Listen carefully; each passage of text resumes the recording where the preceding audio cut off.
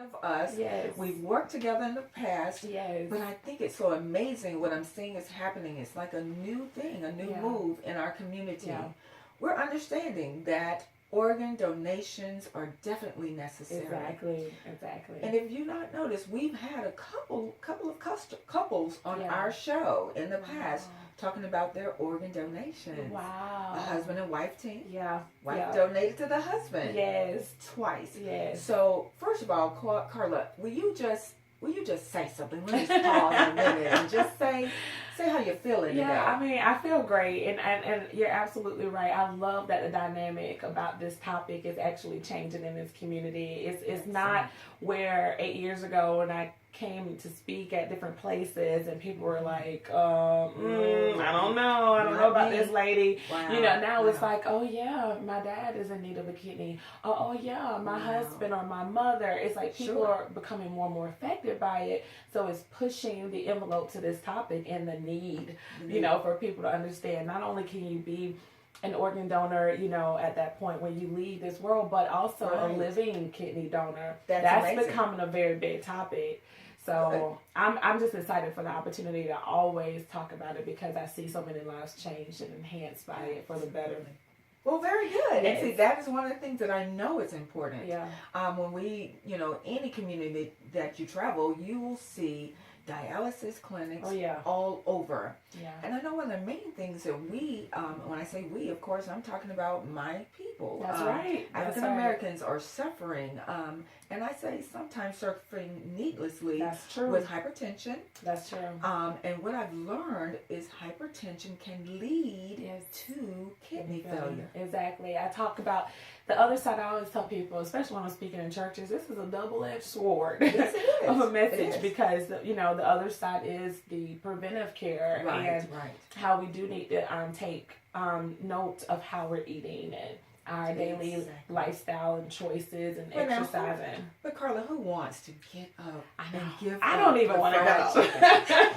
You got to get up and run, exercise, and get up. But I tell people, I keep it real because people, you have to relate to people, and I never want to make anyone feel bad for the lack of knowledge or understanding of this because I came from a place of no understanding and no education about it, and I always put that out there. Good. But I tell people I eat my fried chicken now, but it's very few and far in between. I just make sure I spread it out. If I have a soul food day, I'm feeling good. Like I want me some soul food, and I want salt all in it and everything. Gotcha. You best believe I'm drinking 6 bottles of water that day. But that's good. And flushing it out. It's just about balance and more vegetables and fruit and water. And every now and then you can have your occasional treat or soda. But I personally have acclimated to and charge myself with a healthier lifestyle of no sodas and no, wait, Carla, no sodas. Absolutely no. So no Coca-Colas, brand calling, but no soft drinks. No soft drinks, not even juice. Not even juices. I don't buy any juices or any sodas. I buy nothing but water. So the sugar is what you're talking about. Yeah, the sugar. Salt and sugar. Wow. And it's important because when we have these things accessible in our home, we're going to consume it. When I stopped, it was like it's not there. I had no choice but to grab that bottle of water, and I love water. I mean, I absolutely love water. Now, Carla, that is the funniest thing to me that I've heard people say. I don't like water. I used to not. Really? I did. I mean, if I drank water, it had to be with a flavor packet or something to change the flavor. To change the flavor and make me feel like I'm drinking something amazing. But I now, because it's such a refreshing thing, and you read. We have to become educated as a people. Absolutely. There's more than just feeling great and fleshing out the bad things out of our bodies. It's a benefit to our skin, our hair, everything. Water is like a life giving source. Yes, and so that God created us with water. Exactly. So I think it's an excellent thing, and I love when I see kids walking around with bottles of I know. water, and I think that's the beginning. So Exactly. I think what we have to do is start young and give our children water, and don't look at it as it is a bad thing, because it really is the best thing for us. Exactly, it is. Well, excellent. Well, so I tell everybody out there, if I can do it, you can do it. You can. I mean, the majority of my life was like, no water, it has to be sodas and juice, tea, lemonade. Ooh. Wow. Oh, gosh, Ooh, especially Chick-fil-A. I love Chick-fil-A, y'all. Lemonade, Carla, tea, Carla, I don't even do that anymore. Now, I have to say, there are certain lines I'm going to have to draw. That lemonade is amazing. has to be a part. So you're saying, okay, so if I drink some lemonade, some sugary drink, I need to be conscious to make certain that I add extra water, hydration, to flush it out. Exactly. That's the only thing. Thank you, if Carla. I ever slip, you know, because I may not do, other drinks, but, sometimes I have my Rocky Road chocolate ice cream because I love it so much. Every now and then. That, but every now and then. That's what she said. Now, being that you added, the C word, the Chick-fil-A word, you're saying, and I think about it whenever I think of Chick-fil-A, I don't think of chicken. I think of their lemonade, and I think of, what do they call it? The ice dream. I know, the ice dream. Yes, I do. So look, sometimes that's my dinner. I'm just to be honest. But what I've done is I've really taken a look in our church. Pastor Hurd, and I love him and the church and what they're doing for us, helping us understand how God really meant for us to live. Yes. And it's a choice. Yeah, it is. But then some days we do fasting. That's right. But then separating from some of those things that we believe we have to have daily. So, I love that. So days it's a mindset. It is. It's a mindset, Carla. Yeah, it's like when you really think about it, just listening to you about making those choices, it's a mindset. I had to stop believing that I could not live without certain things. And you really believe because I believed it. It was because I wanted it. That's it. But when you break that thing down spiritually, so it's like, okay, those things, these ways I have about myself and these things I want in life, and even if it's selfish desires, until I'm willing to let it go and change my concept, my perspective on this really isn't good for me, this isn't benefiting me, this isn't helping me move forward or feel better or do better, until I stop looking at it as something that, this is just a part of me, and I just have to have, I just cannot live without it. Until I start looking at it, what is this thing really? Why does it have such a big grip, a tight grip on me? It's because I want it just as badly, and I want to look at it as a positive thing when, in truth, in reality, it's not. It is good for me. So when I started changing, thank God, yes. When I started changing my perspective on my behavior, my choices, food, exercising, all those things, discipline, a more disciplined lifestyle. That's what it's about. That's what made it easier. So I'm not telling anybody that, one day I just woke up and it was just like, you know what? Nothing but water, nothing but healthy living for me. But it's a process. It's a process. And it was a mindset that I had to start looking at that thing differently. Surely. Yeah. And then, Carla, and the thing of it is, it changes the way we feel. Yeah. Whether we want to believe it or not. A lot of the times about, we think we're hungry. Yeah. We're really thirsty. Yeah. You know what I mean? That's true. And Coca-Cola, soft drinks, Pepsi included, does not quench your thirst. It doesn't. Because it can't. It can't. Thirst, water is the only thing that will do it. So I've learned that, and so I think it's about being a state of consciousness. Yes, it is. Really sitting aside and saying, listen, okay, learn. Exactly. Pay attention to what it is that I'm feeling. Pay attention to what it is I want to feel. Exactly. Then go to the manual. Exactly. Go to the manual. Listen, when you have a thing, you know how to make sure it's working properly. Go to the book. Exactly. And that's where it is. Exactly. Because even if you look at other cultures, and their practices and their discipline with eating, and they look at Americans like, this overweight nation, no discipline, they just do, and gluttons, and they do what they want. And, I read about how important it is the minute you wake up, drink a cup of water, drink a bottle of water. And I try to do 2 in the morning, 2 midday, and 2 in the evening. Because the more water I drink before a meal, smell, the less I'm going to eat, because it actually does quench the It thirst does. and the hunger, the feelings of, oh, I need a lot of food. Wow. If I'm full of water, You you know, won't. I'm not. Even if I fix a big plate, I can't cannot finish it. consume it. So Awesome, that's Carla. been, I love I have to that. do those tricks for myself sometimes. Sure. You know? Oh, I'm going to eat today. This is my cheat day. And then I'm like, but still drink your water. Still wake up and drink your 2 bottles. And I barely can get 2 bottles of water. Yeah. Wow, that's incredible. Yeah. So those are just some tips, because it's working for other people and they're staying in shape. And I'm like, we need discipline. And I have to live what I preach to other people. Yes, ma'am. When I talk about organ donation and healthy living, and people say, well, what do you eat? Well, that's What do you do? Do you exercise? I'm like, well, I had to Wow. start, I had to check myself, because it's very ineffective for any pastor to get up and talk. And I'm not considering myself a pastor, but I'm just talking about in relation of, giving a message, sending a message, and you want people to really take a hold of it. I have to be living. We have to be. That's what makes it more powerful and more passionate when I'm delivering that message. I'm like, yeah. Yes, and I can see my that. bottle of water in my purse right now. That's good. Well, that is it. And so you mentioned, and you tied it into the organ donation and the importance, first of all of us just really being good to our bodies. Yeah. Being good to our bodies, and not only in terms of what we eat, what we do. Exactly. Exercising matters. Exactly. Exercising really matters. And something simple as walking. Exactly. That's a major help. Yeah. So I found myself, Carla, I've gone back to school, and I'm Great. really excited about that. Congratulations. Thank you.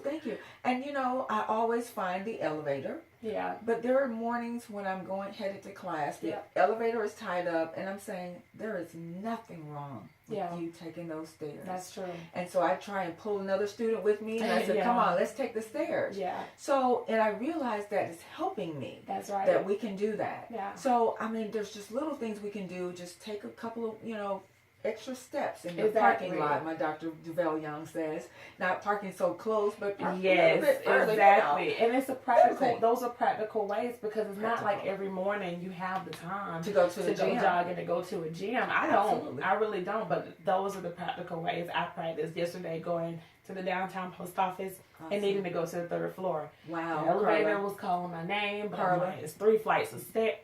Oh. I took the stairs because it was a choice. I was like, you know what? Again, I didn't have any time to exercise this week. I better take these stairs. I go to Walmart. I'm parking further away. It's the same as that things that I've read and heard, that there are practical ways to exercise and get in those extra calorie burning. And it's burning calories. Exactly. I love it, Carla. Thank you so much, though, for sharing that. It makes a difference.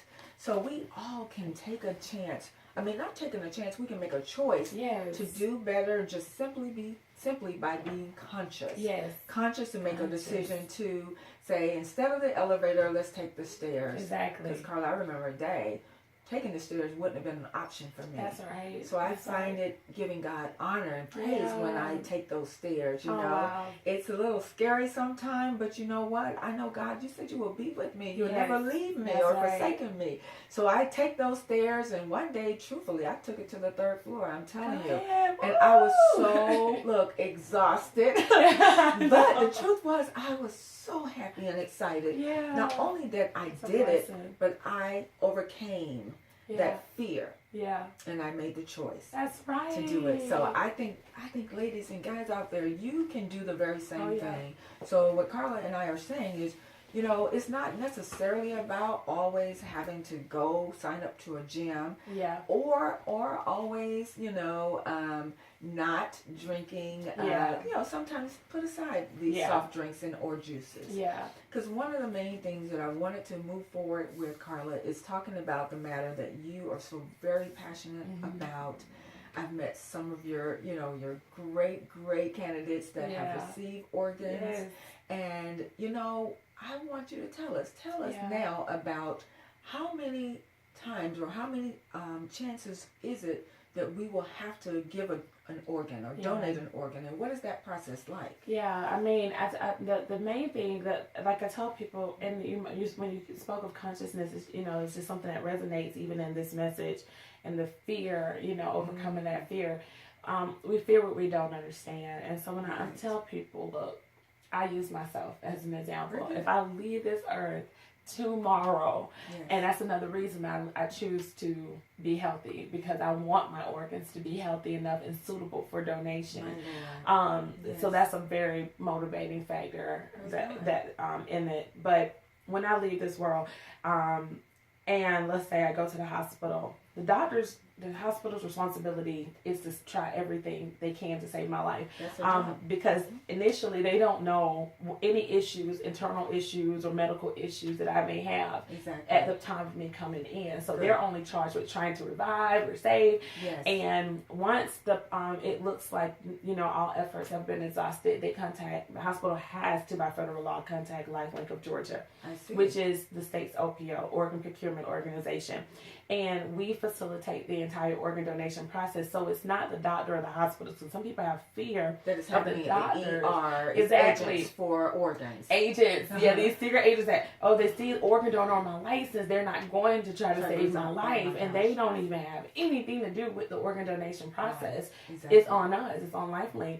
And Lifelink has to talk to the next of kin. We have to get the family on board if they are not already. Because we have a lot of cases where a person may they pass away and they didn't indicate on their driver's license or on a state registry that they wanted to be an organ donor. So the family has to make that decision before we can move forward. Wow. Once the family is on board and they've given us consent, then we move forward and we have to see if there's even a match. Because a person can be perfectly suitable, but then there's not a match for them. Blood type or person, body type, size. It's a lot of criteria to cover. And if the person has even personal history, situations of drug abuse or alcohol abuse, certain diseases that may inhibit an organ or two or three from being donated or being suitable, we can't move forward. So you think of us being in a critical shortage, but so many people pass away each day, unfortunately. But there's still a small, very, very small, tiny number of people who are actually suitable, who actually are a match to someone else. To match and then actually be able to donate. Exactly. So that's the realness of it. So I tell people your chances sometimes can be slim, depending on the transplant pool, recipient pool, like if there's a match, and hopefully if there's not any inhibiting factors with your health that will cause us to have to say no. To refuse it. Exactly. Oh, wow, so that's the reality, and sometimes that kind of gives people like, that makes sense when you really think about it. And that's great that the doctors don't have anything to do. They really do not. There's a lot of states where the OPOs have to fight with the hospitals to get the donation process to go through. Wow. Now that is something to know. Yeah, that's a big fact. Because the thing when you think about it is, Carla, these doctors and physicians, their duty, and they're sworn to do diligence to this person. So this body has to be revived to be saved. Their desire is to revive you, to make you whole. Exactly. And so that would not go together with them saying, I'm not going to do my job, but I'm going to work for the agents to give them organs. Exactly. So I can get what you're saying, but I can see how those kind of fears and myths could come into play. Exactly. So thank you for clearing that up. Thank you. Look, I tell people, they say Black Lives Matter. I'm like, yes, honey, but all organs matter Black too. Organs matter. Come on. These organs matter. They matter. So live healthy to prevent them. Give them the chance. Yeah, to save someone. When you meet these families, I was in Fort Valley Tuesday, and I met this lady who a few years ago, her son passed away. He was a perfect match for another boy his age to receive his heart. She had a chance to meet the boy and his mother. This boy had been sick from birth. Had to go have a nurse with him everywhere he went to school. Just imagine being in class and your nurse is with you every single minute of the day. And very hard life, for a kid. For a child. And he receives his junior year in high school, this life-saving heart. Carla was able to graduate. He's now going to college. He can drive. He no longer has to have a nurse every single place he goes.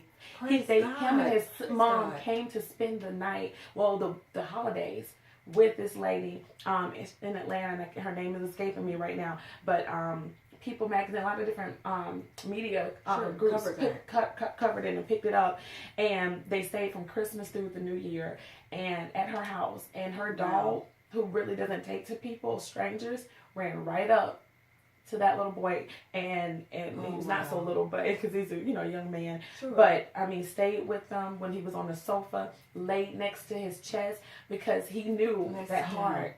I was like, she was sharing all of this with me, and she was like, look, it was meant for my son. I miss my son, but I know it was in God's plan. She had strong faith. She said, but just meeting Tyler and his mother and seeing just the dynamics and how everything, the timing, and now that this boy's life is enhanced and he can do so much with his life now because of my son. Because of your son. She was like, thank you for what you do. Please keep getting the message. She volunteers with us, and she encourages people to become an organ donor, because she's like, look, I lost my son. She said, but organ donation helps. It makes it beautiful, Carla. Her son lives on. Exactly. His life mattered. Yes. Because now he was able to help another boy become a young man. Exactly. And that is a beautiful story. Yes. To think of that. God blesses us with these organs. Yeah. And this temple, and we're to take care of it. That's right. He asks us to be great stewards. That's right. So, what we're talking about is doing the right thing, but when the time comes that we all will face. That's right. Why not give another life? Yeah. Give someone another chance, whether it be eyes. That's right. That's amazing to think of that. Your eyes, your kidneys, your heart, your lungs. It's so many things, and even skin. Skin, that's right, for birth victims.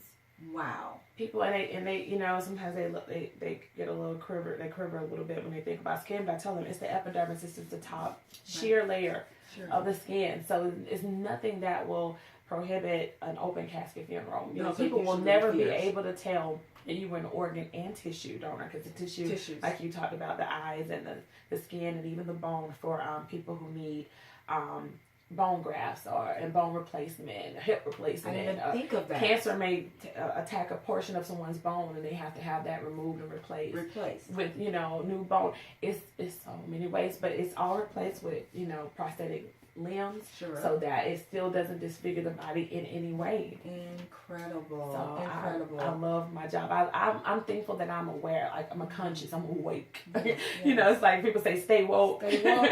Like, I finally woke up. Like, I was oblivious to this topic. Like, this wasn't even a part of my world. And getting the job was one thing, but I had another. How did that happen, Carla? How girlfriend, you know what? I love this part because I tell people it's a who you know world. I don't care. I don't care what people say. It's a who you know world. I mean, a girl I went to middle school, elementary, middle school, and high school with, K through 12. Okay. We stayed friends, stayed connected. Didn't have that beef. I think you're prettier than me. I'm gonna hate on you, or I'm gonna tear you down. No, we built each other up. And when we separated, I went to Albany State. She went to Atlanta. We kept in touch, and she became a human resource specialist for LifeLink of Georgia. Come on. Calls me one day, as I'm working at Albany State as a recruiter, and said, Carla, there's a great opportunity for you to work from home, make a great pay, travel, blah, blah, blah. And I was like, what am I talking about? And she said, organ donation. I said, I don't know, Tasha. That's a sticky topic, and I'm not an organ donor. Sure. And she said, Carla, just open up your window, open up that box, and just come up here and just learn. Just see what it's about. Because at first I was like, I don't know about that girl. Sure. But I'll go up there, I meet these people, I meet my boss who's a kidney recipient, meet these families. I was like, I think I can do this. And 8 years ago when I made that choice, I did not know how it was going to impact me, my family, people in this community who come to me. Yes. And it's been an amazing thing. I would have never known about it had Tasha not called me that day. Had I not stayed connected with a friend from school instead of beefing and fussing and drama. Absolutely. We encouraged each other and stayed connected, and that's why I tell people, don't burn bridges. You never know who can help you. You never know. And I love what I do. I am so excited for you. I mean, I love how God has used this to really just grow you into this incredible person with this incredible and amazing platform. Thank you. Because we needed someone like you, Carla, that we can look at, we can trust. You look like us. Yeah. And you're telling us something that we need to know. Yeah. Because, we used to see and hear that from other persuasions, but the thing is, It's true. That's Our true. people are needing organs every day. Exactly. And we've got to open our mind and our hearts to know that giving life is a good thing. It is. Yes, It I'm is. so happy. Carla, thank you so very much. You're welcome. Number one, for sharing yourself and connecting. Thank you. But I don't believe there's ever any coincidences. No. I really just don't. And so that means even the relationships that you had established in school, even as a little girl, that would mature into the connection that would yield a life work for you. Exactly. Wow. Exactly. What do you see? What do you see if you were not doing this, Carla? Well, my heart, my passion is for the youth, the kids in this community. I absolutely, in my spare time, that's what I spend my time doing, mentoring and spending time with.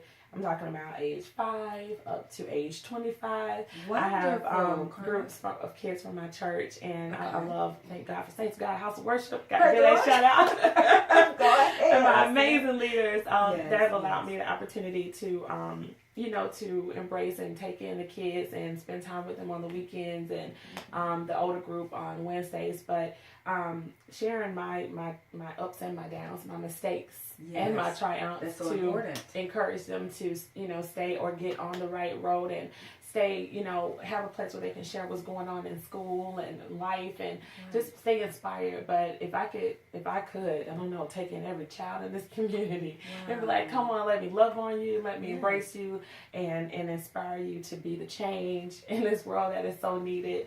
That's where my heart is. And then the two relate, because I talk to them. My kids know about organ donation. They know about healthy living. Absolutely. But they also know that they have someone pushing them and motivating them to be the very best that they can be. Especially, first and foremost, to learn and love God, because with Him, everything and anything is possible. Anything is possible. Yeah. And that is so true. Yeah. So that I want to just kind of move in towards the end with that, because we all have our responsibilities to ourselves, as we've talked about. But let's help our children. Yeah. Yep, let's develop these young people, because they will be the leaders. They will. They absolutely will. They will. Starting with teaching them about water and exercise. Okay. That's right. But learning more about the world around them. Exactly. How we can build them up, understanding forgiveness. That's right. And love. That's right. Yeah. And it's about keeping them awake. Because we talk about, we dab into politics sometimes. They need to know what's happening in this world. They need to know what challenges they're going to be facing. Yes. So it encourages them all the more to stay woke, do what they have to do, so that things won't catch them unaware, and they feel, I don't know how to handle it, how to respond to this. No, you're going to know. You will know. Yeah. And that's all about planning. Exactly. Living a well-planned life. That's right. God will direct your path. That's right. And He has a will for you, but what we have to do is do our job. That's right. Get into the power of the Holy Ghost. That's right. Then learning what the Word says about our life. But then do what He asks us to do. Yeah. And so in the end, it is all about God's will. Yeah. And I believe it was His will that we did. Yes. And I'm so thankful for you, Carla. Thank you. So so is there anything coming up that we can wrap up? We have a Share the Love campaign going on this month. So you can go find me, Carla J. Hawkins, on Facebook to learn about the campaign, Share the Love. Just texting and sharing a story of a person who gave the gift of life. So encouraging a friend or a family member to become an organ donor. And then April 15th, we're having our 7th annual Walk for Life 5K at Darden, formerly known Darden, but Albany State University North Campus. Albany State University West Campus. West Campus, yes, 9 o'clock, April 15th. So everybody, it's a free event. It's going to be a lot of fun. I can see it now. I will be there. Listen, I will be there to support you always. You always do. Thank you. Well, thank you for supporting Chosen to Conquer. Yes. And as what we've always done, we will be back next week. We'll have another conqueror in this studio talking to you, sharing you, giving you tips, giving you some nuggets about what we can do to choose. It's a choice to conquer. Thank you so much again. We'll see you next week.